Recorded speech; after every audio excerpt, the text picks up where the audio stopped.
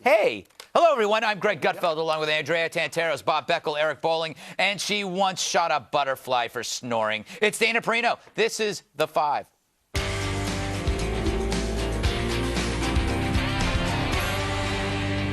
The UN could be the worst thing ever to contain the letters U and N since untreated rabies. Case in point, their climate chief says communism is tops at fighting global warming.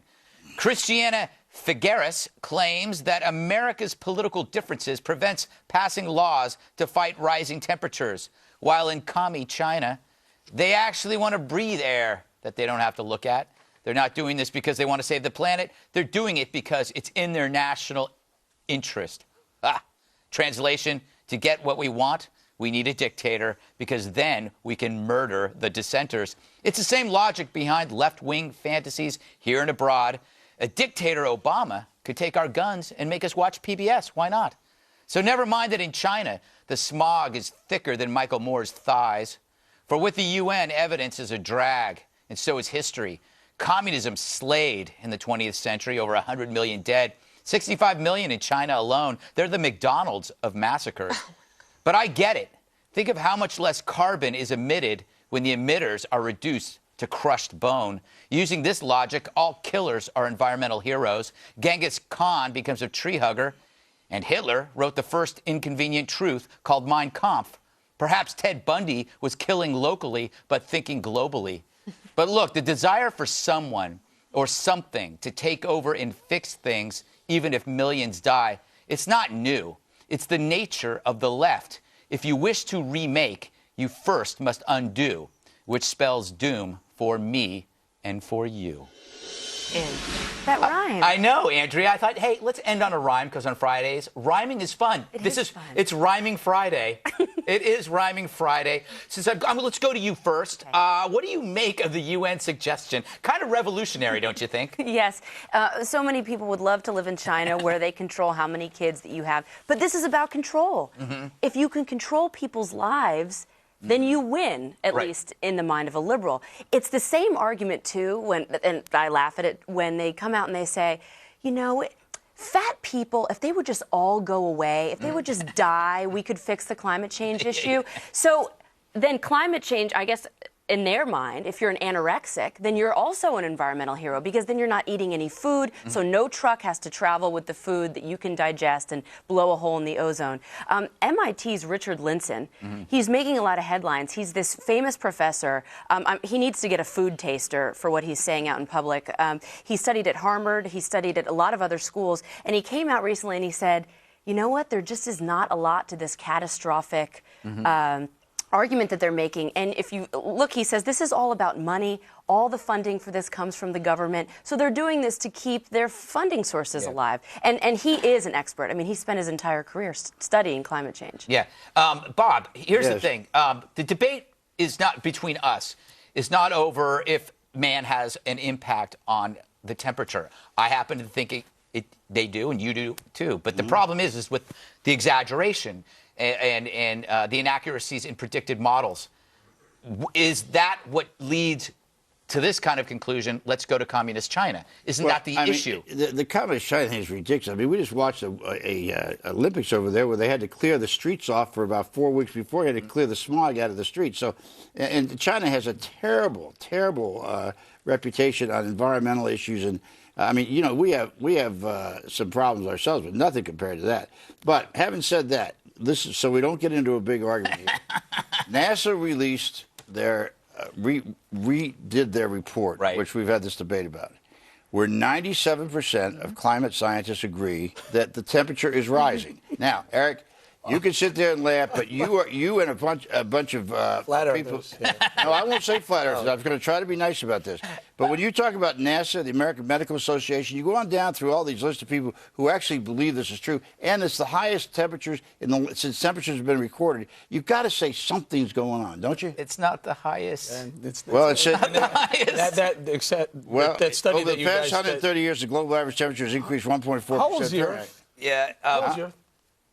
How old is the Earth? Hundreds I of don't years. know. I was here about thousands at the beginning of Hundreds of it. years, thousands of years, or millions of years. Probably millions. Right. So you're going to go on a study that shows a minuscule increase in temperature over 130 years, which, by the way, it has gone up and it's going down. And right now, this 1.4% is snapshot in time, not a minuscule it's not increase. 1.4%. Well, No, I'm it's trying not, to bring my no. research It's with less me, but than 1 degree is what it is over 100 and some years. Anyway, 1.4 degrees. Go ahead. Go for it. Communist China is ridiculous. Bob's right. Beijing Olympics, it was more like 4 or 5 months prior to the Olympics that people were not allowed to drive a car anywhere near the city of Beijing because of the smog problem.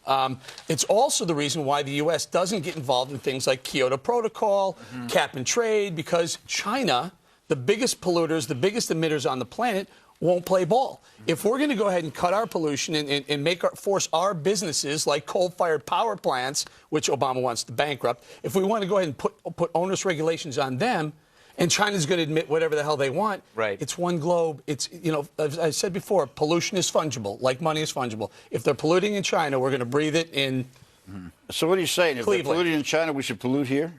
No, I'm saying why should we be the only ones who adhere to put onerous regulations on our businesses so it costs us more to do business and to power our homes and plants when they're not doing it? We're the biggest economy in the world, and I think it probably makes sense for us to take the lead on this, don't you?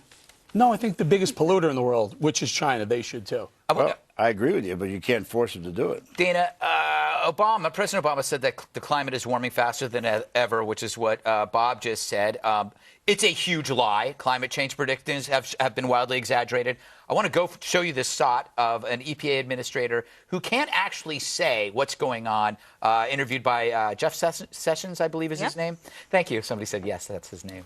Go ahead. Is that an accurate statement? Has it increased faster than predicted or not? I do not know what the Senate is, the president's context was for making that. I do know that each Well, do you of the last believe few the temperature decades has have been warmer increased than all faster than preceding predicted? decades. Do I not have the right to ask the director of EPA a simple question that's relevant to the what's before us? Is the temperature around the globe increasing faster than was predicted even 10 years ago? I can't answer that question.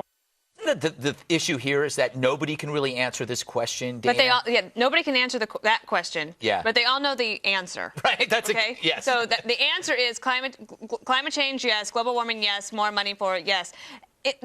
Actually, the answer to climate change or any other energy issue is not communism. It is the private sector and capitalism, because the only way to grow yourself out of this is to have a lot of economic growth where you have companies or governments that have enough money in their treasury to be able to pay and fund for new projects will actually be scalable. They will actually work so that you could replace coal and oil. You can't actually do that now. So the best thing is actually to get America back to work so that we have more money in our own pockets so that companies can invest appropriately.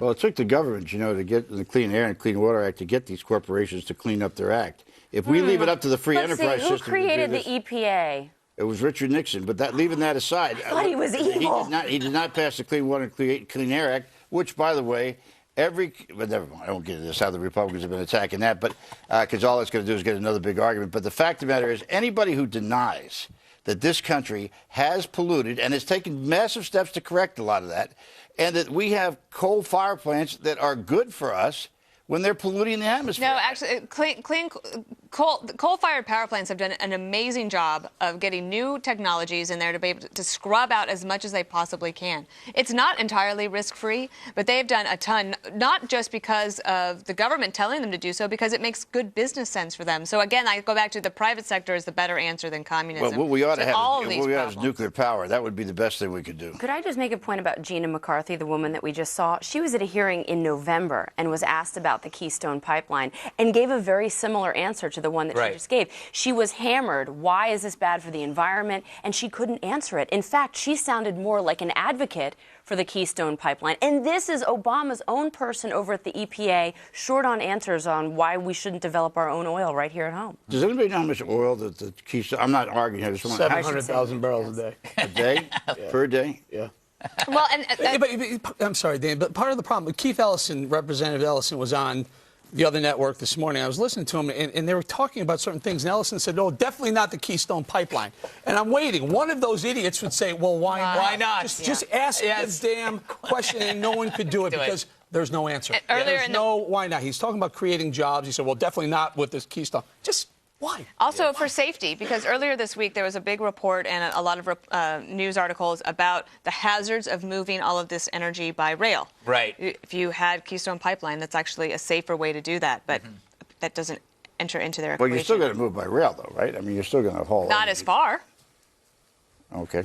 I have a feeling that this topic is now over. Dead. When we start to talk about Why how did you oil get is into moved. this topic, by the way? I didn't. They told me to do it. No, they didn't. Anyway, I love climate change. Next on the